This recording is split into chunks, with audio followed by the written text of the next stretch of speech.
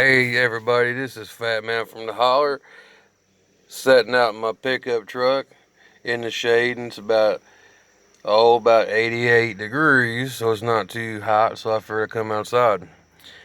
I ordered these turkey feathers off of Amazon, and I figured that'd be kind of idealistic for doing some fletching.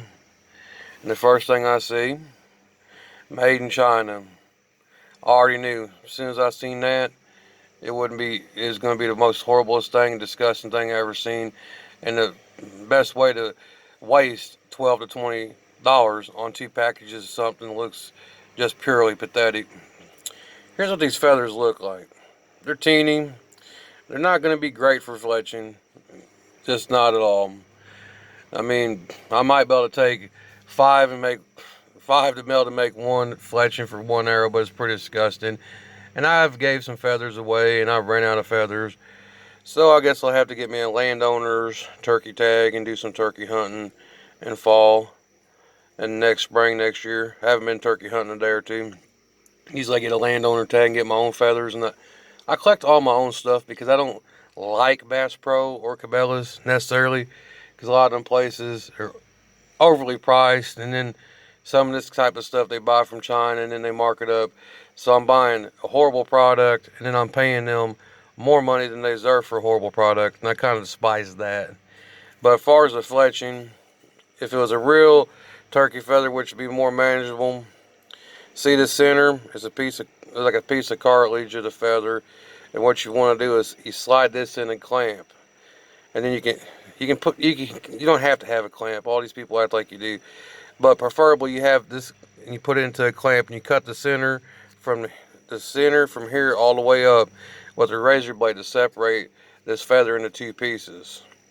And then softly doing that, see how this feather, then it'd be looking like this, and you can cut it here and cut it here with a pair of sharp scissors or a razor blade.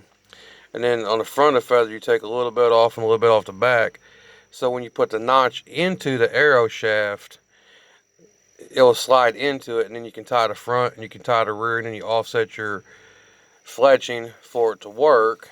And I don't know where that feather almost fell. I'm sitting here in the truck, so don't pay no attention to that because it's not the greatest, and I'm using my phone. I should be using my camera. But now I'm going to show you what these feathers was for. You see, this is one of my arrows I made out of a canned food can. That's the arrow, great for small game hunting. And if you look at it as a whole, you can see you see all that wood, it's just a wood dowel and just basically a bolt with a homemade broadhead on it. Well, not really broadhead, but a canned food can arrow I made. And the whole shaft is made from a wood dowel. And what I did to make it look like it's camo, so it wouldn't be so bright, is I took a lighter and I scorched it so you can kind of see what's going on right there. It's a little bit difficult to do sitting in the truck and not having a camera, nobody run the camera. But see the back of this, like I was talking about, see, this is how this is going to be. When you start cutting it in sections like this right here, I might be able to pull it off on a wood dowel by separating it just a little bit to create it where I can slide it in. Because what you're going to do on shafts is you're going to cut notches in here, and then when you slide the piece of the feather you've cut, the feather's going to be long. It's going to be a little bit. This is going to be cut, and then there's going to be a little bit of a notch and a pivot in here in front, toward almost can be pushed forward or pushed backwards and snapped in, and then you can tie it here, and you can tie it here at the string. And then you need to study your fletching and offsets so it'll actually project. And this is pretty basic video, just buying some feathers off there. And I mean, that'd be great. That'd probably be great for doing some fly tying or making dream weavers or some home decor. I mean, they're looking a little shoddy on the ability to be fletched, but I'm pretty resourceful. If I spend, $10 to $20, I'll make something of a value that works. And I mean, matter of fact, I do have If I look around, I probably have some chicken feathers and duck feathers from raccoons killing my animals and taking the old feathers and tucking it up in the old barn where they could eat them. Because the old barn where the purlins go on the roof, which is the boards on the roof and the trusses, what that's doing is it's going between the top of the wall where usually there's soffit, there's nothing there. They're just jumping in there and taking my animal and they're eating him. But I fixed the holes to keep groundhogs out. That's a whole other thing. But anyway, I'm going to wrap this up.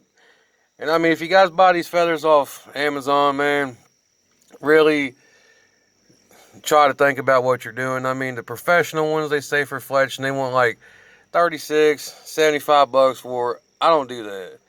And the other thing about it, if you're using nature feathers for fletching, I don't really care much about man laws.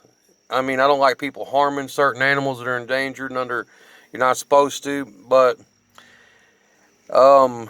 typically you don't want to use red tail hawk feathers, eagle feathers, owl feathers, different kinds of birds, because them birds are regulated and it's like you're going to get in trouble for having them, and then the conservationists might arrest you or do any kind of stupid stuff to you, because if you have them, they might assume you killed them. I mean, myself, I see animals hit, they're dead. I don't think there's nothing wrong with taking some feathers off of it, take the animal home and bury it and have a funeral for it. That's my Native American side, and that's my way. And the conservationists, they can say what they want. They can also go to hell, because I don't respect somebody that doesn't understand. Just because you're a qualified student of going to college, you have nothing in the world to offer me. Your man laws is your ways.